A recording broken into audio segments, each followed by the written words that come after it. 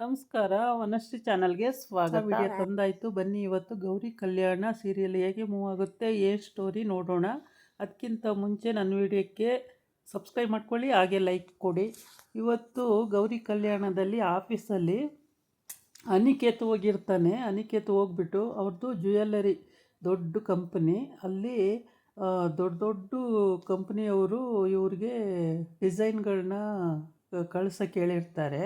ಅದನ್ನು ಇವನೇನು ಮಾಡ್ತಾನೆ, ಯಾವುದಕ್ಕೂ ಬೇಡವಾದಂಥದ್ದು 6 ಕೋಟಿ ರೂಪಾಯಿಂದು ಜ್ಯುವೆಲ್ಲರಿನ ಏನಕ್ಕೂ ಬೇಕಾಗಿಲ್ಲ, ಆ ಡಿಸೈನೇ ಚೆನ್ನಾಗಿಲ್ಲ, ಅದನ್ನು ಇವನು ಮೇಲ್ ಮಾಡಿರ್ತಾನೆ. ಅದು ರಿಜೆಕ್ಟ್ ಆಗಿಬಿಟ್ಟಿರುತ್ತೆ. ಹಂಗಾಗ್ಬಿಟ್ಟು ಇವನಿಗೇನು ಗೊತ್ತಿರಲ್ಲ ಅದ್ರ ಬಗ್ಗೆ, ಏನು ಗೊತ್ತಿಲ್ಲ. ಇವನು ಪಿ ಎ ನೀನು ಚೆನ್ನಾಗಿದೆಯಾ ಹಾಗೆ ಹಿಂಗೆ ಅಂತ ಅವಳನ್ನು ಚುಡಾಯಿಸೋದು, ಇದೇ ಇವನ ಕೆಲಸಗಳು. ಮನೇಲಿ ಹೆಂಡ್ತಿ ಇದ್ದರೂ ಕೂಡ ಕೆಲಸ ಮಾಡ್ತಾನೆ ಇವನು. ಹಾಗಾಗಿ ಅನಿಕೇತು ಅವನಿಗೆ ಯಾವ ವ್ಯವಹಾರನೂ ಬರಲ್ಲ. ಆಮೇಲೆ ಇವನು ವಿವೇಕ್ ಹೋಗ್ತಾನೆ. ಹೋದಾಗ ಆಫೀಸಲ್ಲಿ ಕೂತಿರ್ತಾನೆ. ಅಷ್ಟೊತ್ತಿಗೆ ಫೋನ್ ಬರುತ್ತೆ. ಫೋನ್ ಬಂದುಬಿಟ್ಟು, ಸರ್ ಇದು ಜ್ಯುವೆಲ್ಲರಿ ಡಿಸೈನ್ ಕಳಿಸಿ ಅಂತಂದರೆ ಯಾವುದಕ್ಕೂ ಬೇಡವಾದ ಕಳಿಸಿದ್ದೀರಲ್ಲ, 6 ಕೋಟಿ ರೂಪಾಯಿಂದು ವೇಸ್ಟ್ ಆಯ್ತಲ್ಲ ಸರ್ ಇದು ಅಂತ ಹೇಳಿ ಬೈತಾರೆ. ಆವಾಗ ಸರ್ ಇಲ್ಲ ನಾನು ಕಳಿಸಿಲ್ವಲ್ಲ ಅಂದರೆ, ಯಾಕೆ ನಿಮ್ಮ ಮೇಲಿಂದನೇ ಬಂದಿದೆ, ಚೆಕ್ ಮಾಡಿ ನೋಡಿ ಅಂತ ಹೇಳ್ತಾರೆ. ಚೆಕ್ ಮಾಡಿ ನೋಡ್ತಾನೆ, ಹೌದು. ಆಮೇಲೆ ಕೋಪ ಬಂದ್ಬಿಡುತ್ತೆ ಅವನಿಗೆ. 6 ಕೋಟಿ ಆಗಲಿ 10 ಕೋಟಿ ಆಗಲಿ ಈ ಕೆಲಸ ಮಾಡಿರೋರು ಯಾರು ಅಂತ ಹೇಳ್ಬಿಟ್ಟು ಹೋಗಿ ಅಲ್ಲಿ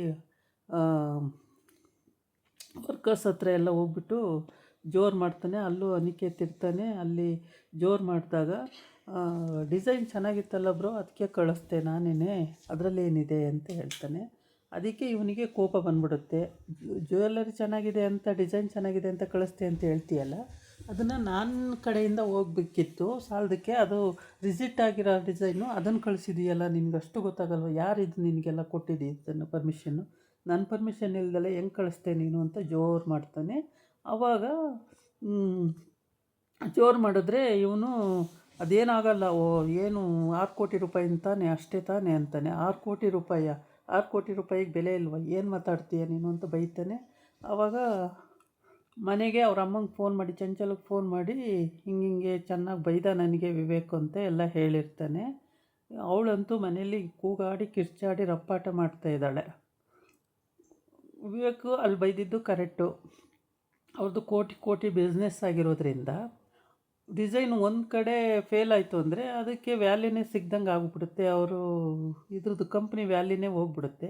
ಹಂಗಾಗ್ಬಿಟ್ಟು ಮನೇಲಿ ಜೋರು ಕೂಗಾಡ್ತಾ ಇರ್ತಾಳೆ. ಅದು ಮನೆಯವರೆಲ್ಲರಿಗೂ ಇರಿಟೇಷನ್ ಆಗೋ ರೀತಿ. ನನ್ನ ಮಗನಿಗೆ ಬೈಯೋಕ್ಕೆ, ಅವನು ಯಾಕೆ ಬೈಬೇಕಿತ್ತು, ಏನು ಡಿಸೈನ್ ಕಳಿಸಿದ್ರು ತಪ್ಪಾಯ್ತಾ, ಕಳಿಸಿದ್ರೆ ಏನಾಗ್ಬಿಡ್ತು, ಹಾಗೆ ಹಿಂಗೆ ಅಂತೇಳಿ.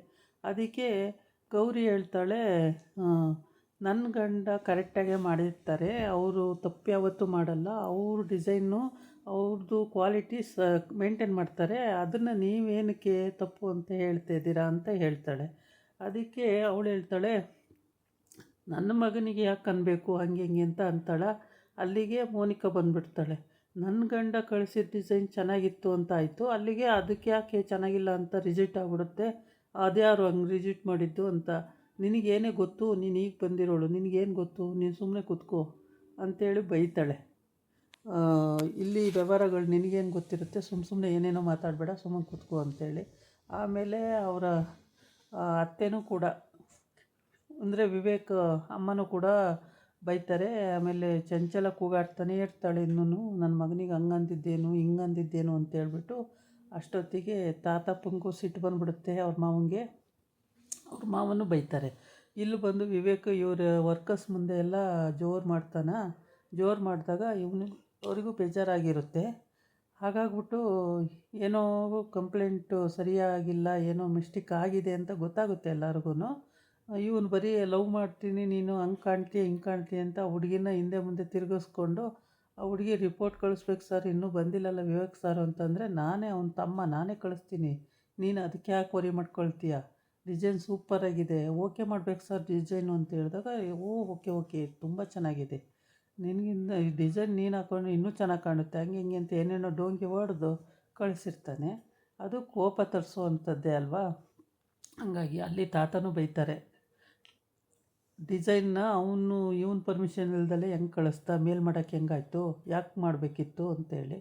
ಇವಳು ನಿಮ್ಮ ಇದು ಕತ್ತಿಗೆ ಹಾಕ್ಕೊಂಡ್ರೆ ಹಂಗಿರುತ್ತೆ, ನಿಮ್ಮ ಕತ್ತಿಗೆ ಕುತ್ತಿಗೆಗೆ ಹಾಕೊಂಡ್ರೆ ಹಿಂಗಿರುತ್ತೆ ಅಂತ ಏನೇನೋ ತಮಾಷೆ ಮಾಡ್ತಾನೆ. ಸರ್ ಅದೆಲ್ಲ ಏನಕ್ಕೆ ಸರ್ ಇವಾಗ ಹೆಂಗೆ ಹಂಗೆಲ್ಲ ಯಾಕೆ ಸರ್ ಮಾತಾಡ್ತೀರಾ ಅಂತ ಅವಳು ಅಂತಾಳೆ. ಚೆನ್ನಾಗಿರೋರನ್ನ ಸುಂದರವಾಗಿರೋರನ್ನ ಚೆನ್ನಾಗಿದ್ದಾರೆ ಅನ್ನೋದ್ರಲ್ಲಿ ತಪ್ಪೇನಿದೆ, ಹಾಗೆ ಹಿಂಗೆ ಅಂತ ಏನೇನೋ ಅಂತಾನೆ. ಆಮೇಲೆ ಸರಿ ಅಂತೇಳ್ಬಿಟ್ಟು ಅಲ್ಲಿಗೆ ವಿವೇಕು ಹೋಗೋ ಹೊತ್ತಿಗೆ ಇಷ್ಟೆಲ್ಲ ರಂಪಾಟ ಆಗಿರುತ್ತೆ ಅಲ್ಲಿ. ವಿವೇಕ್ ಹೋದ್ಮೇಲೆ ಅವ್ರು ಫೋನ್ ಮಾಡಿದ ಮೇಲೆ ಇನ್ನೂ ಸ್ವಲ್ಪ ಜಾಸ್ತಿ ಆಗುತ್ತೆ ಗಲಾಟೆ. ಆಮೇಲೆ ಇವನು ಅವ್ರ ಅಮ್ಮಗೆ ಫೋನ್ ಮಾಡಿ ಹೇಳೋದು, ಅವರಮ್ಮ ಅಲ್ಲಿ ಕೂಗಾಡೋದು ಮನೇಲಿ. ಆಮೇಲೆ ಹೌದಪ್ಪ, ಸರಿ ಕರೆಕ್ಟು ಬಿಡಿಯಪ್ಪ, ನೀವು ನಿಮ್ಮ ಮಗನ್ನ ಎಲ್ಲಿ ಬಿಟ್ಕೊಡ್ತೀರಾ, ಮಗನ ಬಿಟ್ಕೊಟ್ರು ಮಗನ ಎಲ್ಲಿ ಬಿಟ್ಕೊಡ್ತೀರಾ ನೀವು, ಅವನು ಇವನಂಗೆ ತಾನೇ, ಅದು ಬಿಟ್ಟು ಇವನಿಗೆ ಬೈತೀರಾ, ಅವನಿಗೇನು ಅನ್ನಲ್ಲ ಅಂತ ಅಂತಾಳೆ. ಅದು ಸುಮ್ಮನೆ ಕೂತ್ಕೊಳ್ಳಮ್ಮ, ಮಾತಾಡಬೇಡ ಮತ್ತೆ ನೀನು, ಅವ್ನು ಮಾಡಿರೋ ಕಚ್ಚಡ ಕೆಲಸಕ್ಕೆ ಮತ್ತೆ ವಹಿಸ್ಕೊಂಡು ಬರ್ತೀಯ ನೀನು ಅಂತ ಬೈತಾಳೆ. ಬೈದ ಮೇಲೆ ಮತ್ತೆ ವಿವೇಕ ಅಮ್ಮನೂ ಬೈತಾಳೆ. ಇವನಿಗೆ ಯಾರು ಪರ್ಮಿಷನ್ ಕೊಟ್ಟಿದ್ದು, ಇವನು ಕೆಲಸ ಏನು ಕೊಟ್ಟಿದ್ದಾರೋ ಅದು ಮಾಡಬೇಕಿತ್ತು, ಅದು ಬಿಟ್ಬಿಟ್ಟು ಜ್ಯುವೆಲ್ಲರಿನ ಇವನು ಮೇಲ್ ಮಾಡುವಂತೆ ಯಾರು ಹೇಳಿದ್ದು ಇವನಿಗೆ ಆ ಡಿಸೈನ್ನ, ಅಲ್ಲಿ ಎಷ್ಟು ಬಿಸ್ನೆಸ್ ಲಾಸ್ ಆಗುತ್ತೆ ಅನ್ನೋದೇನೋ ಇವನಿಗೆ ಗೊತ್ತಾ, ಮನೆವರಿಕೆ ಮಾಡ್ಕೊಂಡಿದ್ದಾನೆ ಇವನು ಅಂತ ಬೈತಾಳೆ. ಆವಾಗ ಗೌರಿನೂ ಅಂತಾಳೆ, ಅವನು ಅಂತಾನೆ, ಎಲ್ಲರೂ ಅಂತಾರೆ. ಆಮೇಲೆ ವಿವೇಕನು ಬರ್ತಾನೆ, ವಿವೇಕನು ಬೈತಾನೆ ಮನೇಲಿ. ಎಲ್ಲರೂ ಜೋರು ಮಾಡ್ತಾರೆ. ಆಮೇಲೆ ವಿವೇಕ್ ಬಿಡಿಸಿ ಈ ರೀತಿ ಆಗಿದೆ, ಈ ರೀತಿ ಆಗಿದೆ ಅಂತ ಹೇಳಿದ ಮೇಲೆ ಆವಾಗ ಅವ್ರ ಮನೆಯವರಿಗೆಲ್ಲ ಅರ್ಥ ಆಗುತ್ತೆ, ಇವನಿಗೇನು ಗೊತ್ತಿಲ್ಲ, ಸುಮ್ಮನೆ ಇವನು ಅನಿಕೇತು ವೇಸ್ಟ್ ಮಾಡಿ ಅಂತೇಳಿ.